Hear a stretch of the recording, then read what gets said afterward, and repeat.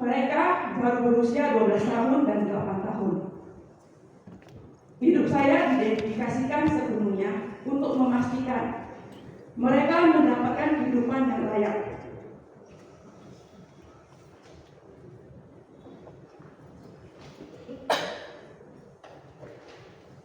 Mereka sudah kehilangan susu ayah.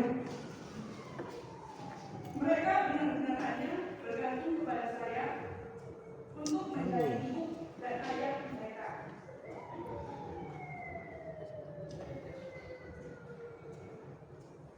Kehadiran saya adalah jangkar yang menjaga mereka untuk tetap tenang dalam menghadapi dunia yang belum mereka pahami sepenuhnya.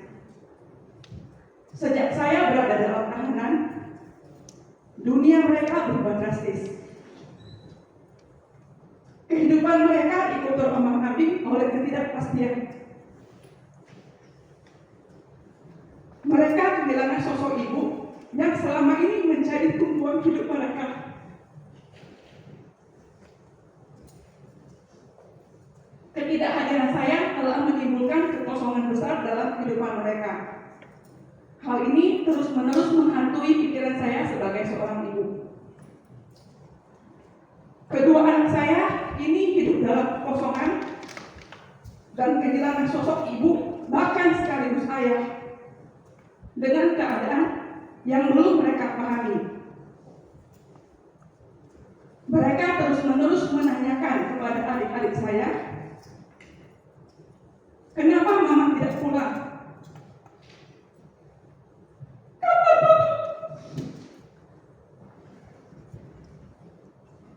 Kapan mama pulang? Mama sekarang ada di mana? Mengapa mama tidak lagi ada di samping mereka?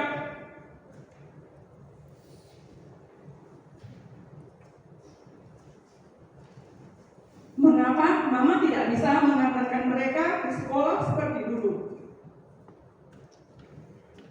Mengapa mama tidak bisa mendampingi mereka belajar untuk persiapan kuis ataupun ujian? Pertanyaan-pertanyaan ini menghantui saya setiap waktu karena saya tahu mereka masih terlalu kecil untuk memahami situasi ini. Pertanyaan-pertanyaan polos ini yang sering disampaikan melalui adik-adik saya membakar hati saya dengan rasa bersalah yang tidak tertahankan. Ketidakhadiran saya tidak hanya membuat mereka kehilangan sosok ibu, tetapi juga merampas rasa aman yang seharusnya mereka miliki di usia muda. Guncangan psikologis sangat terasa pada kedua anak saya. Prestasi sekolah mereka menurun drastis, dan bahkan putra bungsu saya sampai saat ini masih harus berjuang untuk menghilangkan trauma akibat dari melihat langsung proses jemput paksa yang dilakukan oleh tim pendidik. Putri saya kehilangan kesempatan untuk mewakili Indonesia di ajang lomba internasional, lomba piano di Hong Kong pada bulan Februari 2024 dan lomba balet di India pada bulan April 2024. Dia tidak bisa mengikuti lomba tersebut karena saya ditahan. Sungguh alasan yang tidak mampu saya jelaskan kepadanya. Yang mulia, pada saat kelulusan putri saya SD pada bulan Juni lalu, putri saya terpilih sebagai perwakilan angkatannya untuk menyampaikan pidato kelulusan. Suatu prestasi yang sangat membanggakan bagi seorang ibu. Akan tetapi, justru pada saat itu hanya dialah satu-satunya yang tidak bisa didampingi oleh kedua orang tuanya di upacara kelulusan tersebut. Hati saya sangat hancur mengingat kejadian itu. Selain itu, sejak saya ditahan, biaya hidup dan pendidikan kedua anak saya menjadi tidak menentu karena semua rekening saya diblokir. Padahal rekening tersebut sepenuhnya berisi gaji dan usaha saya menjual kue dan souvenir yang saya rintis sejak dirumahkan karena pandemi COVID. Kedua anak saya saat ini hanya bisa mengandalkan belas kasihan dari saudara-saudara yang masih bersedia membantu. Izinkan di kesempatan ini juga saya ucapkan terima kasih kepada seluruh keluarga besar, terutama adik-adik saya yang selalu memberikan dukungan dan bantuan selama proses hukum ini berjalan. Yang mulia Majelis Hakim, saya menerima dengan ikhlas atas proses hukum yang saat ini berjalan.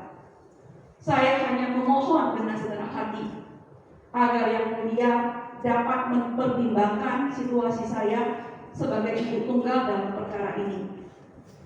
Saya hanya ingin dapat segera kembali berkumpul dengan anak-anak saya untuk memberikan kehidupan yang baik kepada mereka, mendampingi mereka tumbuh dan membimbing mereka melewati masa-masa sulit.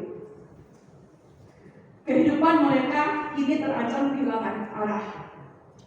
Saya mohon Yang Mulia bersedia memberikan saya kesempatan untuk dapat segera menunaikan tanggung jawab saya terhadap kedua anak saya. Hanya kepada sayalah mereka bisa menggantungkan hidup mereka. Karena sekarang ini saya adalah ibu dan sekaligus ayah bagi mereka. Saya mohon dengan sepenuh hati agar Yang Mulia bersedia mempertimbangkan keadaan saya dalam mengambil keputusan. Saya percaya Yang Mulia adalah perwakilan Tuhan dalam menegakkan keadilan. Keadilan tidak hanya tentang menghukum, tetapi juga tentang memberikan ruang bagi seseorang untuk bangkit kembali. Saya berjanji bahwa pengalaman ini akan menjadi pelajaran paling berharga dalam hidup saya, dan saya akan berusaha sekuat tenaga untuk menjadi pribadi yang lebih baik, seorang ibu yang lebih kuat, dan anggota masyarakat yang bertanggung jawab. Dengan segala kerendahan hati, saya mengucapkan terima kasih atas perhatian dan kebijaksanaan Yang Mulia Majelis Hakim. Semoga Tuhan senantiasa memberikan kesehatan, kekuatan, dan hikmat kepada kita semua. Jakarta, 16 Desember 2024, dengan rasa hormat dan harapan besar, saya bertanda tangan Rosalina. Ya, jadi